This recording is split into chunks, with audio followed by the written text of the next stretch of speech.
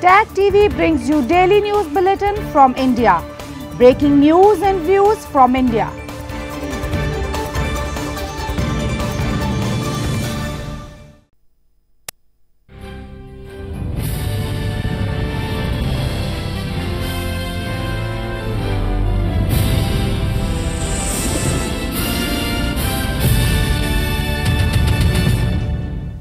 Good evening. Welcome to South Asia Newsline. I'm Lipakshi Khurana.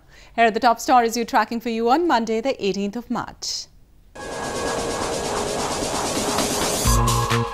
Indian Foreign Minister meets Maldivian leadership in Male to boost ties.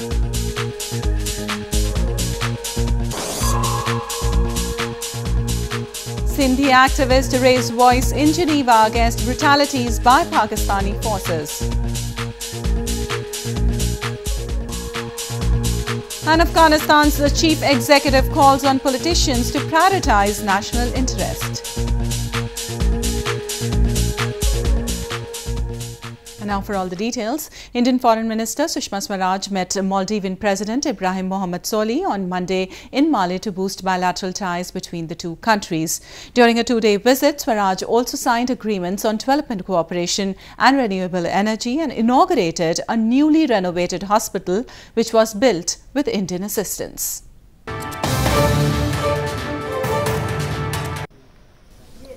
Indian Foreign Minister Sushma Swaraj met Maldivian President Ibrahim Mohamed Solih on Monday in Male to further boost bilateral ties between the two countries.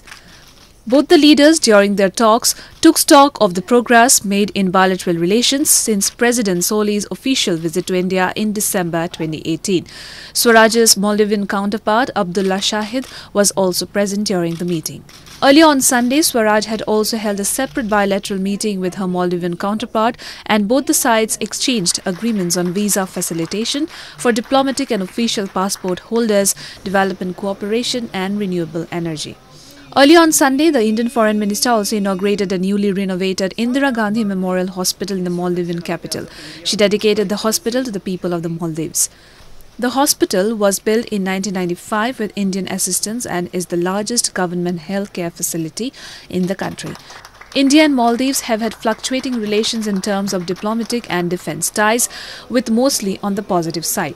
India has helped Maldives in improving its surveillance capabilities and has permanently based its 2 helicopters there and other technological aids in defence.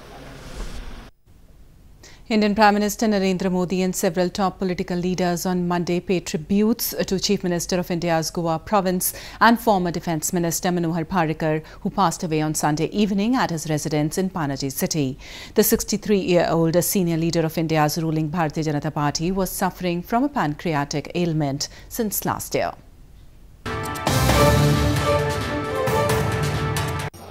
Indian Prime Minister Narendra Modi, Defence Minister Nirmala Sitharaman and several top political leaders on Monday paid tributes to Chief Minister of India's Western Goa province and former Defence Minister Manohar Parrikar, who passed away on Sunday evening at his residence in Panaji city. The 63-year-old senior leader of India's ruling Bharatiya Janata Party was suffering from pancreatic ailment since last year and had undergone treatment in the United States as well as New Delhi for the same. He was to be accorded a state funeral with full military honours later in the day. On March 14th last year, Parrikar took charge as Chief Minister of Goa.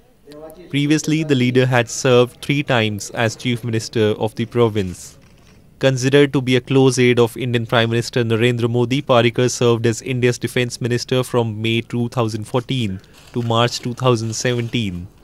During his tenure, India signed a deal to buy 36 Rafale fighter jets for around 7.8 billion euros from France. Parrikar is survived by his 2 sons. His wife passed away in 2001. In news from Pakistan, relatives and friends of Naeem Rashid and his son Talha gathered in the Pakistani town of Abbottabad on Sunday to mourn the death of the 2 who were killed in a mosque attack in New Zealand. National flags remained at half-mast on Monday to mourn the deaths of at least 9 Pakistanis killed in the shootings at 2 mosques in New Zealand.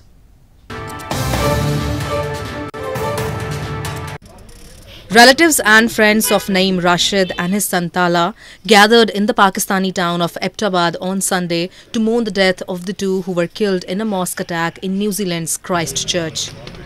Naeem Rashid has been hailed as a hero as he appeared on a video of the attacks, trying to intercept the gunman at the Al Noor Mosque before being shot. The Pakistani government has announced Naeem's family will be awarded on March 23rd for his bravery, and flags were to remain at half-mast on Monday to mourn the killings of at least 9 Pakistanis in the shootings at 2 mosques in New Zealand.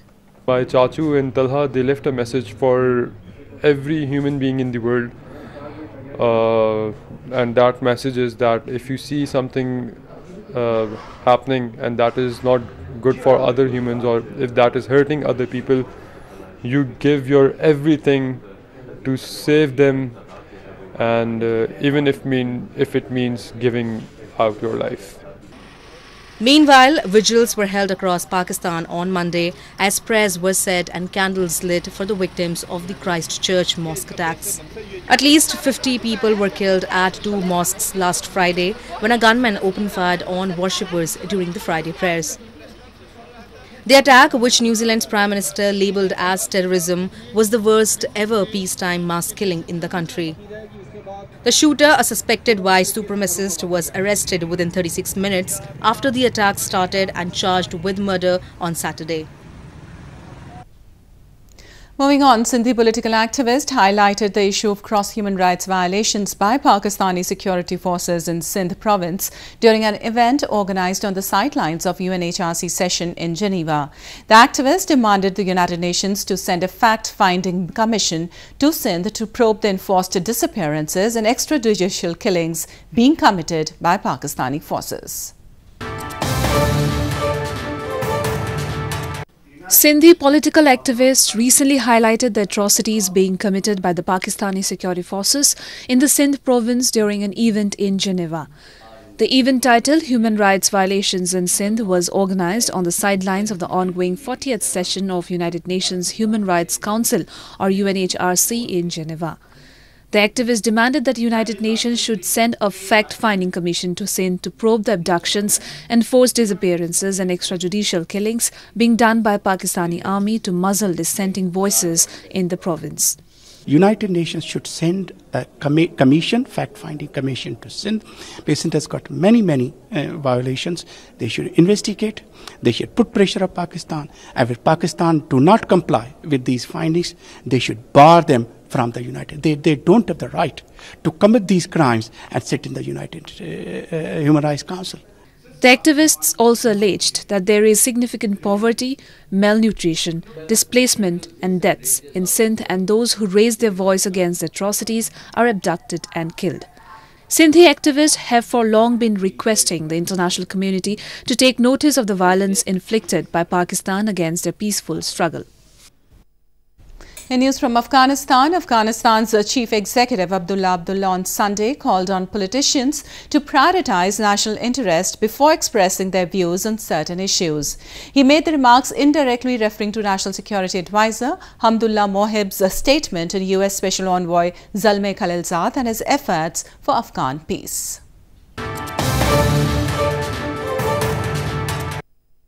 Afghanistan's chief executive Abdullah on Sunday said politicians should value the country's national interests before expressing their views on certain issues. He made the remarks indirectly referring to the recent statement by National Security Advisor Hamdullah Mohib about U.S. Special Envoy Zalmay Khalilzad's efforts for Afghan peace. During his trip to Washington, D.C. last week, Mohib said Khalilzad is keeping the duly elected Afghan government in dark, and that in the latest round of talks in Doha, they were humiliated and made to wait in a hotel lobby. بحث سیاست خارجی افغانستان بحث منافع ملی کشور ماست. بحث سلیقه‌ای، بحث احساساتی و بحثی که ما یک بار همه دستاوردهای مردم افغانستان و قربانی‌های دیگران را در پهلوی مردم افغانستان فراموش کنیم نیست. Abdullah said he believes that there is no reason to worry about the backdoor peace talks between the United States and the Taliban. He said United States has made great sacrifices and invested significant resources to help Afghanistan's security and development. After winning the world's best, a US-based reality show with his dazzling performances, piano prodigy Lydian Nadaswaram now aims to become a composer for Hollywood movies. The 13-year-old, who hails from India's southern Chennai city, bagged $1 million prize money in the finals for playing 2 pianos at a time at an impeccable speed.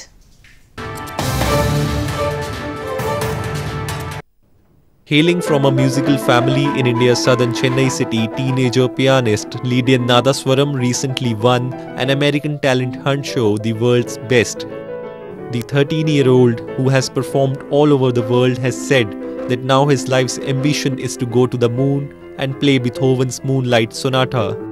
He won the $1 million prize money associated with The World's Best, playing Beethoven's Für Elsie and Etudes by Frédéric Chopin on 2 pianos simultaneously for the finals.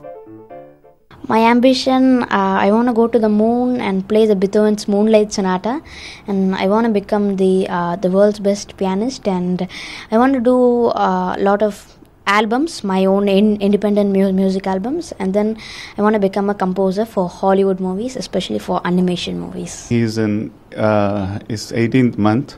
He started playing drums. That is like tapping on the floor with a proper beat, and it's like a loop.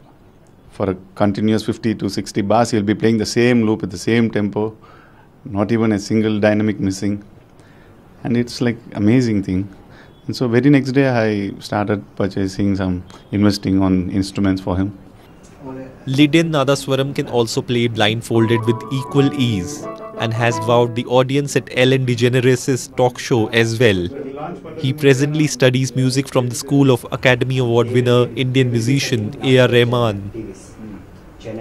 With the Festival of Colours, Holi, just round the corner, people in India's northern Uttar Pradesh province are ringing in the festivities with celebratory music, food and cheer. The Spring Festival signifies the triumph of good over evil. It also celebrates the eternal love of Lord Krishna and his consort Radha.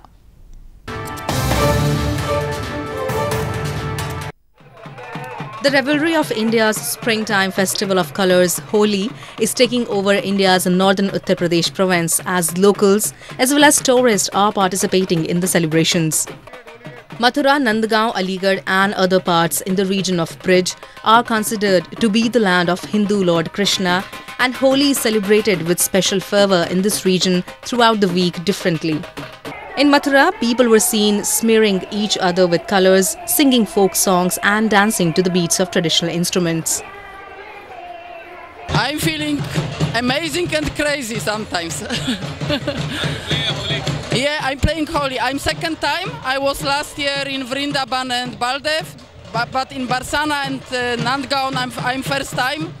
And what is great, the religious engagement of people, and also that this is local character also.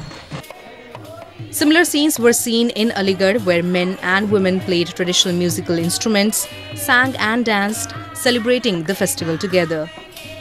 The festival of Holi, which signifies the victory of good over evil for many, is also a festive day to meet, forget and forgive and repair broken relationships. Further east, India's spiritual capital of Varanasi is preparing itself for Holi in its own way.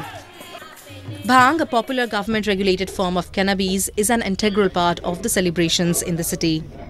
Around Holi, the consumption of cannabis increases as people enjoy smooth, mix it in their refreshments, sweets and also use it as a religious offering to Hindu god Shiva.